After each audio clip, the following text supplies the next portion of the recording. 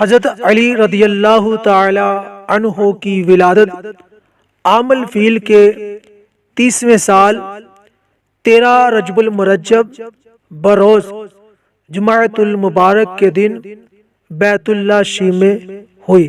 آپ سے پہلے کوئی ایسا بچہ پیدا نہیں ہوا جس کی ولادت خانہ کعبہ میں ہوئی ہو۔ یہ سعادت صرف آپ ہی کو حاصل ہوئی۔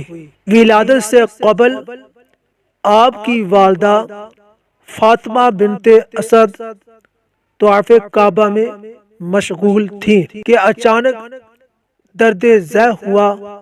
آپ پریشان تھی کہ کہاں جاؤں، یہاں تو پردے کا بھی کوئی انتظام نہیں ہے کہ اچانک کعبے کی دیوار پھٹی اور حضرت علی کی والدہ کعبے کے اندر داخل ہو گئیں تو جناب علی المرتضیٰ شیر خدا رضی اللہ تعالی عنہ کی ولادت ہوئی۔